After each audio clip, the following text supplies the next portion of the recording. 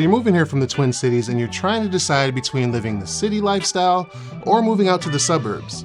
Well, in this video, I'm gonna give you guys 5 benefits of each one, and at the end of the video, I'm gonna give you my opinion on which one I think is the best.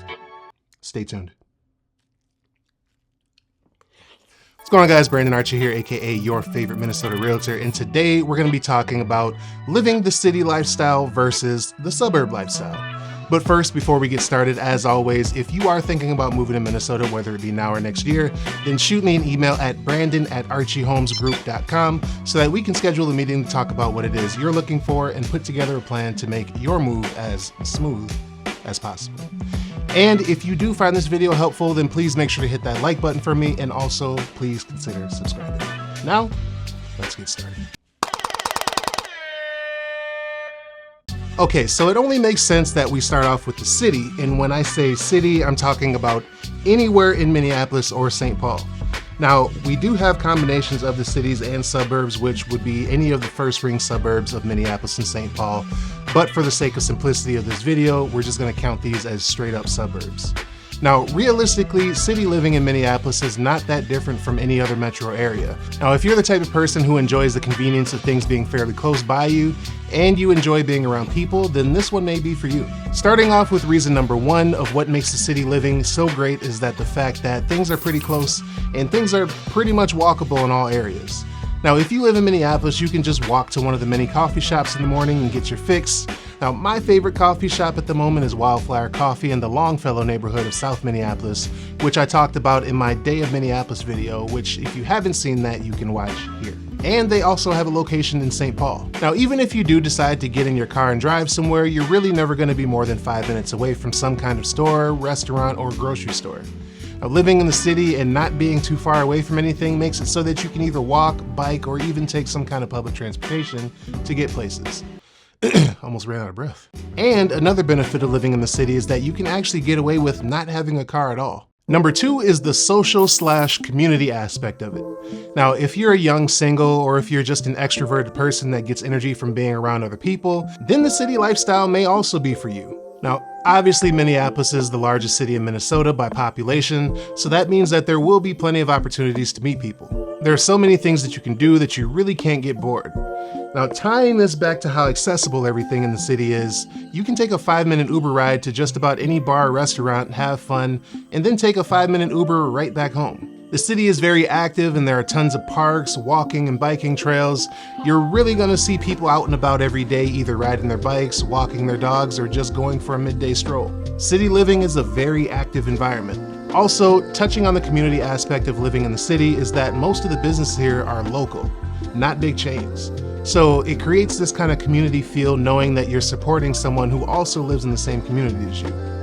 Now, Minneapolis is also full of every age range and every generation, so no matter how old you are, you'll be able to find a group of people that you can connect with. Now, number 3 are the food options. You had to have known that I was going to talk about the food at some point. The food options in the city are going to be much better than the food options in the suburbs, and that ties back into reason number 2, where I mentioned everything being local. There are so many local restaurants in the city that offer pretty much every kind of food that you can think of. And you really do have tons of options regardless of what kind of food you're in the mood for. Now, I'm also going to be putting together a video on my top 5 restaurants in the Twin Cities soon, so make sure to prepare for that. Now, once you start getting out to the suburbs, you find a lot more chains and less local restaurants. So if you're looking for the most food options, then the city just can't be beat. Now, before we move on to number 4, if you are liking this video so far, then please hit that like button for me. And if you want more content like this, then also please consider subscribing. And if you already live here, leave a comment below on which living style you prefer. Okay, so number 4 on the list on why city living is so great is things to do. Now, there are a bunch of museums, events throughout the year, parks, and other fun things to do that will always keep you busy. Now, if you've been watching my channel for a while, then you know that I personally love going to the breweries that Minnesota has to offer, mostly because of the overall vibe. Now, it's just nice to head downtown to the North Loop area and sit on a rooftop while sipping on a nice drink.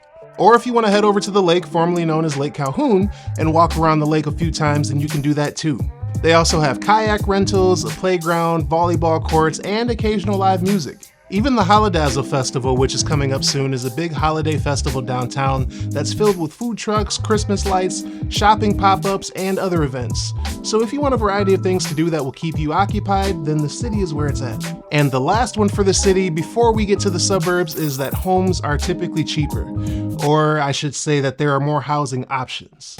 Now in the city, you have a variety of housing options like single-family homes, duplexes, triplexes, apartments, condos, and townhomes. So essentially everything. And with that being said, the chances of you finding something for you in any price range are pretty high. Now obviously that comes down to what area of the city you want to be in and your overall budget, but I think you understand my point. Whereas most suburbs are not going to have as many options. And the farther away you get from the city, the less likely you are to have options like apartments. And it starts getting to the point with some of the suburbs like Plymouth, for instance, that if you're not in a certain price range, that it could completely eliminate the chances of you living there altogether. So living in the city in most cases could all around be a cheaper option than living in the suburbs. But don't count the suburbs out just yet, because they definitely have their perks also. Okay, so starting with number one for the suburbs is that you have more space. Now, we talked about how the city is perfect if you like to be around other people all the time, but for the person that would rather have a little more privacy, then the suburbs are definitely for you. The suburbs are a lot more quiet. Now, this is a benefit for people who like their privacy and don't want to deal with busy streets and people constantly walking by their house all day. The only people that you're going to see in the neighborhood are the people that live there, so it's going to be much quieter than living on a busy street in the city. Of course, if you do want to go socialize with people, most suburbs have a specific area where most of the stores, restaurants, and other activities are. For instance, if you watch my video on Maple Grove, which if you haven't, you can watch that here, you know that Arbor Lakes is where everything is here.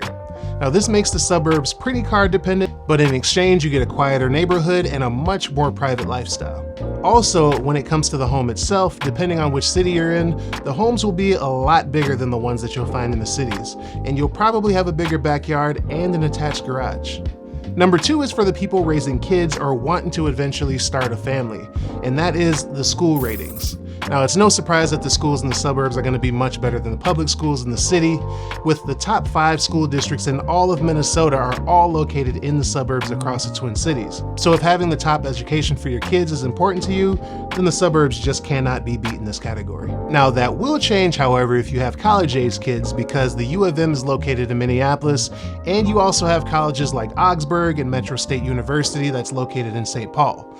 So for this topic, I'm specifically referring to grades K through 12. Now, if you want to learn more about the different school districts in Minnesota and their rankings, then I'll leave a link to niche.com in the description of the video. Now, number 3 is kind of the exact opposite as number 1 for city living when I talked about most of the businesses in the city being local. And while there's nothing wrong with local business, if you are specifically looking for some of the national retailers and stores, you may not find them in the city. Now, you'll find Target in the city for all of your basic daily needs, but that's really no surprise seeing how Target is a Minnesota company based in downtown Minneapolis. But as for other major national shopping brands, you'll probably have to travel to your nearest suburb for those. Now, number 4 is the same as number 1 for city living, and that is the sense of community, but in a slightly different way. Now, in the city, the community comes from all the businesses being local and everyone supporting each other. Now, there's something to be said when you can say that you personally know the owner of your favorite coffee shop, restaurant, or boutique store, and you know that you're actively playing a part in contributing to their success. But in the suburbs, the sense of community that I'm referring to is the fact that knowing that your neighbors are more than likely in a similar stage of life that you're in. For example, there's a brand new development being built here in Maple Grove right now called Evanswood, which I plan on eventually doing a video on. But right across the street from Evanswood, they're actually building a brand new elementary school. Now, because of this, Evanswood is a very desirable place to live for people with younger kids or families that will be having kids soon. Now, if you also have small children and you end up moving there, you can almost guarantee that a good majority of the neighbors will have kids around the same age as yours. This gives you the ability to have your children grow up with friends in the neighborhood and more likely gain you some new friends similar in age and similar interests as you. Now, this isn't to say that you can't find this in the city, but it will be a lot harder because of how wide the demographic is. There are plenty of homeowners in Minneapolis who have lived in the same home for the last 30 plus years. And your next door neighbor could be a young couple expecting their first child. So if you're looking for that particular sense of community, then the suburbs should be easy to find that. Okay, so we're finally at number 5, but remember to stay to the end of the video if you want to find out what my personal preference is, if you even care at all. Okay, so the fifth reason on why suburb lifestyle is so great is because property values are constantly increasing. Now, as the housing market continues to rise, homes are being built all over the Twin Cities, which is great for anyone who currently owns a home in the suburbs. People are starting to move away from the city and the suburbs are expanding farther and farther out, and with that comes new developments like Evanswood, new amenities, restaurants, and other things that give people in the suburbs more options without having to travel to the cities for entertainment. Now, you can all but guarantee that regardless of what suburb you buy your home in, that eventually the value will continue to increase, giving you plenty of equity that you can use to eventually buy a new home, an investment property, send your kids to college, or whatever else you can think of using that money for. Now, as to which style of living I prefer, I would preface this by saying that I was born in Minneapolis, but only lived in the city for a very small portion of my life. The majority of my life has been in the suburbs, but I will say that city living is very enticing. Now, in my adult years, I've been spending much more time in Minneapolis than I ever have, and I've absolutely loved how walkable everything is. I also love the food options and how everyone is so active. But the suburbs is the winner for me, and the reason being is because of my current stage of my life. I'm currently 36 years old and have a 14, soon to be 15-year-old son, and probably having more kids at some point as well, so having a good school is important to me. I'm also a very private person when I'm at home, and I love my space. So the privacy and the space that suburbs have to offer is a no-brainer.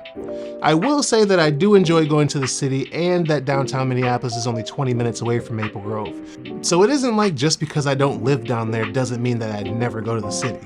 Ultimately, what it comes down to is, do you want to be right in the middle of the action, or would you rather come and go as you please?